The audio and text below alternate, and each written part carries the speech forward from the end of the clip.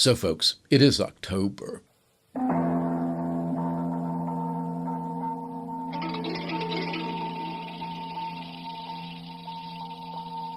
I'm not even going to pretend that this episode is about acting. This is straight up supernatural. All over the internet and all over YouTube, you can find a great deal of content about cursed movies, those movies that seem to be haunted by accidents, misfortune, disaster, and death to everybody who was involved in the making of it.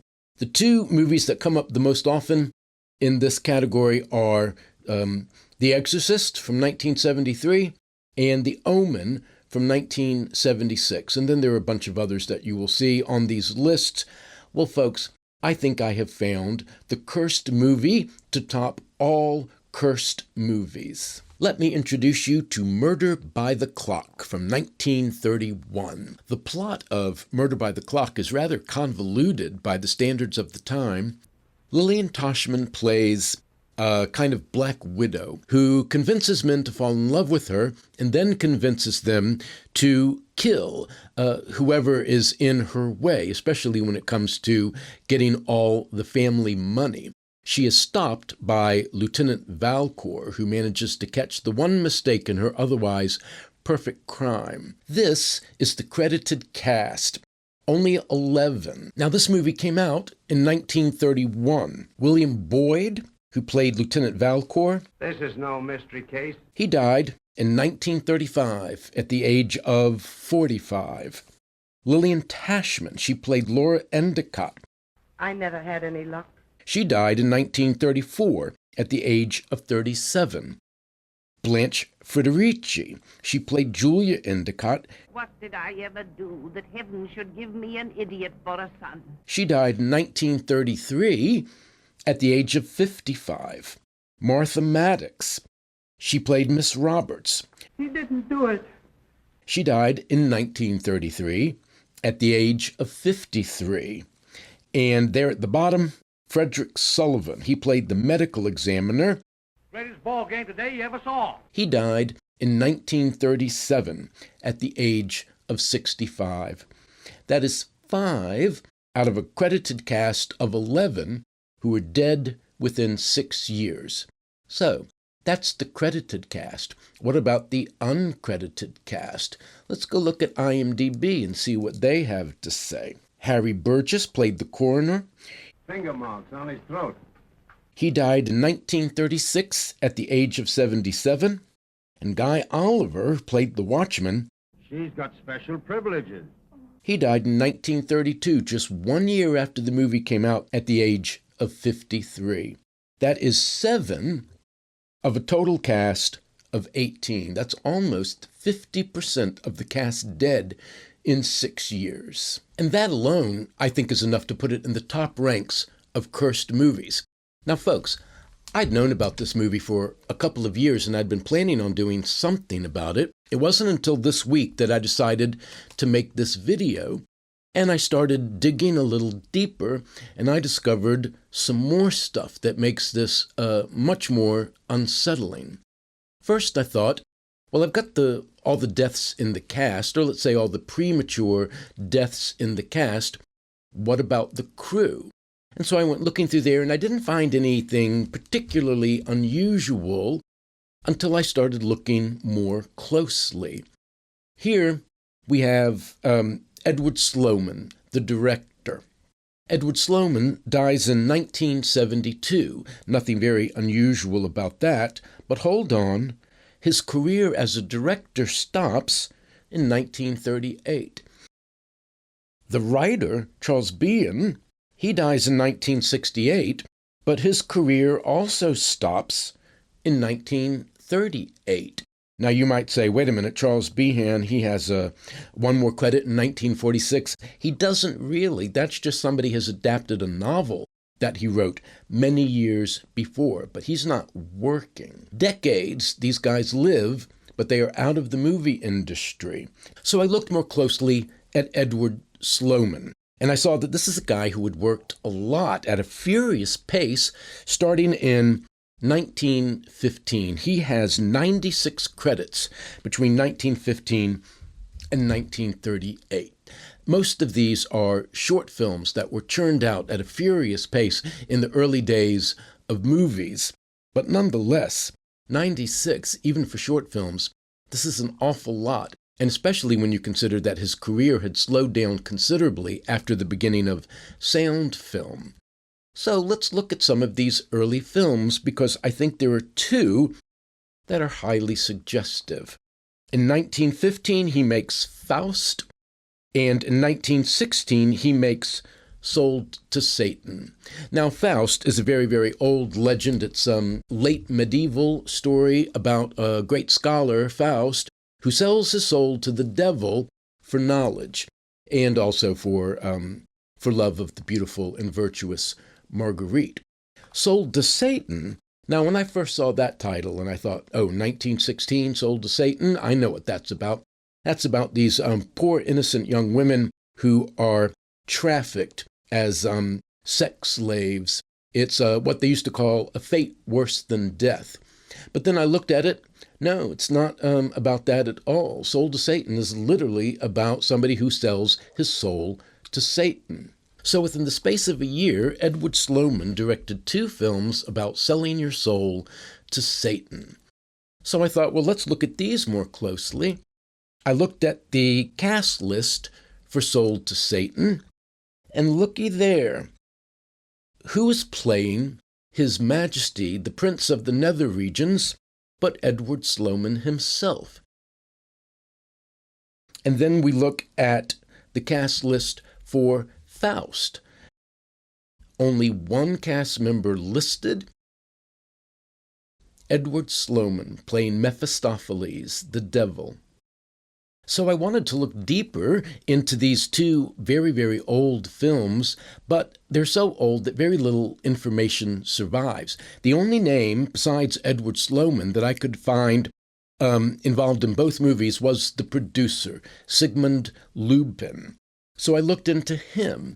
I'd never heard of him, but it turns out he was one of the major producers of early films in the late 19th century and the early 20th century. He was so important that 40 years after his death, he was given a star on the Hollywood Walk of Fame. His IMDb page has 3,281 movies listed, most of them short. This is all between 1896 and 1916, the year that Sold to Satan was made.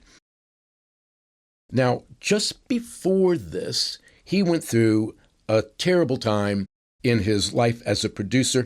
In 1914, there was a fire that destroyed all the movies that were about to be released. Also in 1914 was the beginning of World War I, which lost to all movie producers their foreign markets. So, 1914, a fire. 1914, loses his foreign market. 1915, he produces Faust. 1916, he produces Sold to Satan. 1917, he is bankrupt. And 1923, he is dead.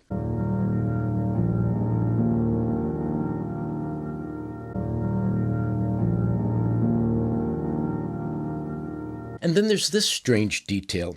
There is a writer credited for Sold to Satan. It is somebody named Captain R.P. Riffenborick. The really strange thing is that is his only credit.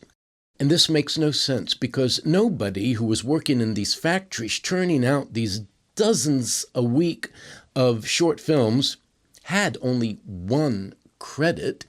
The writers were people who were just there working. The idea that somebody came in from the outside world, worked on one movie, and then disappeared is extremely strange. I'm not saying it's impossible, but it is odd. So who is Captain R.P. Riffenborick? Now, if you look up Riffenborick, you will find one thing on the entire internet, and that is the writer of Sold to Satan, nothing else. There does seem to exist this other fellow named R.P. Riffenborick with an E, not an O, who may or may not have been a captain. He was born in 1872. He died in 1925 at the age of 52. Is this the same person? I'm not entirely sure. The name Captain R.P. Riffenborick sounds a little made up to me.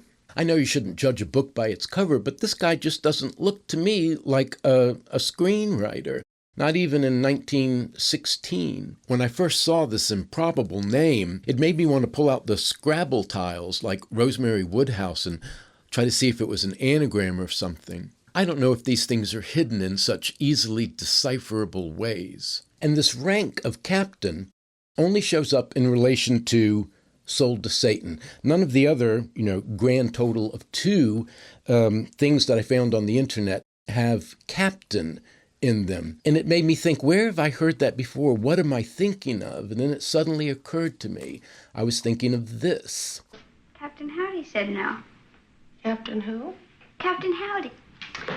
Who's Captain Howdy? Is it possible that captain was used in the past as a reference to Satan?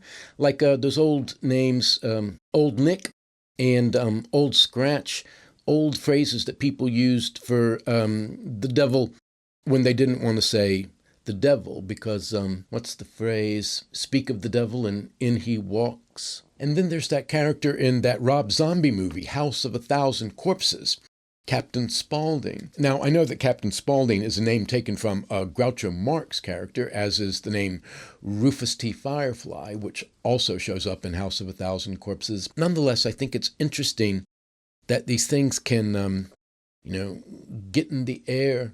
It's like maybe you're onto something. Now, this is where this stuff starts to get really kind of creepy. Murder by the clock. So, the last piece of the puzzle. Sold to Satan and Faust are both lost films. They don't exist anywhere in the world. There's a tiny bit of publicity material that still survives, but the movies are long gone. They were on nitrate film stock, which is extremely flammable. But miraculously, and very recently in 2021, a tiny fragment of Sold to Satan appeared. From a recent lot of film I acquired, I found this humble fragment spliced upside down to the beginning of a 1913 Italian melodrama. It has been identified as being from the lost supernatural drama titled Sold to Satan, made by the Lubin Manufacturing Company and released on the 10th of February, 1916. Based on the plot and what can be seen here, it seems to be based on Faust. This fragment, only about 2 seconds in running time, shows an intertitle and scene. The actor dressed as Satan is Edward Sloman. But as is the case for most silent films, it became lost, with only this fragment being known to exist. So the one frame of this film that is visible on these 2 seconds of film strip is Edward Sloman dressed as Satan, and the intertitle reads thusly: "A soul of my own choosing must for each recording year be by thine arts brought to my account, 1 a year." So what does this one title card refer to? The plot of Sold to Satan is pretty simple as these things go. John Merrill is very old, very sick, very poor, and one day he cries out to anyone who will listen that he would sell his soul to Satan for youth and money. Well, the wish is father to the deed, and Satan appears, and he offers him a bargain. He will make him young, healthy, and rich if every year he brings him 1 soul, and this is a soul of Satan's choosing. Well, John Merrill immediately agrees, and he is made young, healthy, and rich. He falls in love with the beautiful Ruth. Satan appears at the end of the first year and says, "I want the soul of Ruth's brother Archie." Well, Archie is a ne'er-do-well, and he is caught cheating at cards. John Merrill goes to him and says, "The only honorable thing you can do is to kill yourself, or you will bring shame upon your family."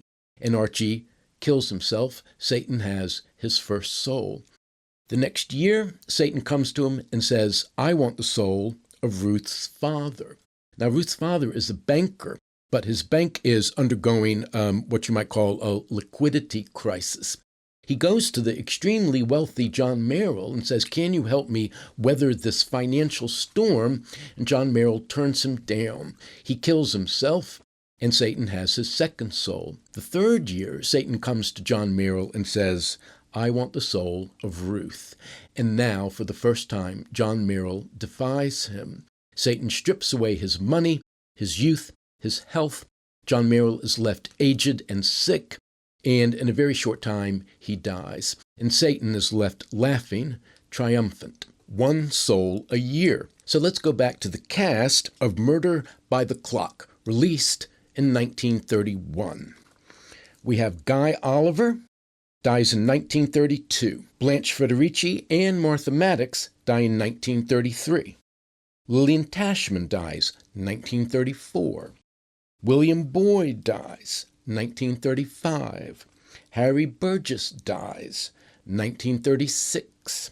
Frederick Sullivan dies 1937. The deaths stop. Edward Sloman's career stops 1938. One a year. Now, what are the chances of this 2-second fragment of Sold to Satan surviving over 100 years, over 110 years? I don't know if it's possible that this happened by accident. What was saved was Edward Sloman as Satan and the bargain that was made. Bring me one soul a year. Somebody wanted a record.